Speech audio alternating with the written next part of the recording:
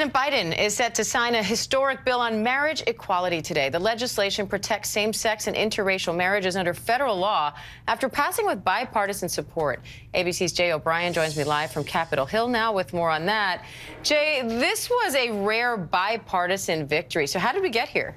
Yeah, and it comes out of the overturning of Roe v. Wade and concerns out of that opinion from Clarence Thomas, that dissenting opinion, or that concurring opinion, rather, that there would be a potential precedent to overturn other rights that were given through Supreme Court decisions, like the right to same-sex marriage and interracial marriage. So the House passes this law in July. Then it goes to the Senate. There has to be some bipartisan negotiations on how to make it more passable in the Senate, because you need 60 votes to pass anything in the Senate, so 10 Republicans have to flip. Eventually, there is a negotiation. There's a part of the bill. There's an amendment that's added to protect religious freedom, and then it goes back to the House, where it's voted on and passes last week, and now, of course, it's on the president's desk. So it's been a long process for this, but it's been a priority of Democrats in both the House and the Senate to pass this before January and before Republicans take control of the House of Representatives on January 3rd.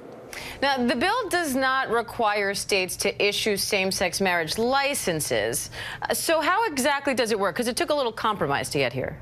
Yeah, and it's really a stopgap in case the right to same-sex marriage was overturned. What it really does, this legislation, is it compels states to recognize marriages from other states, right? It requires states to honor all marriages. It does not require states, as you're seeing here, to issue same-sex marriage licenses, but it mandates that they recognize licenses in other states, meaning if same-sex marriage is legal in the state where you are married and that state recognizes it, and you move to another state where, in a world where same-sex marriage, the Supreme Court case, had been overturned, then, of course, that state would still have to recognize your marriage. It doesn't go as far as some wanted, but this is the House and Senate's way, particularly House and Senate Democrats' way of in a sense, attempting to codify in federal law the right to same-sex marriage. It, of course, doesn't go all the way in doing that, but it gets close enough that House and Senate Democrats are satisfied.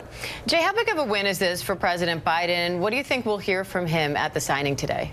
Well, it's a win for the president. You're going to see a celebration at the White House today. There are musical acts planned. The president is going to speak. There are survivors of the Pulse nightclub shooting there and other advocates as well.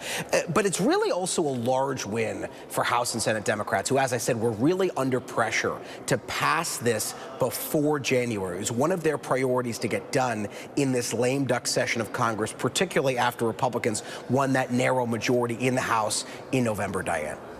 All right, Jay O'Brien for us on Capitol Hill. Thanks, Jay.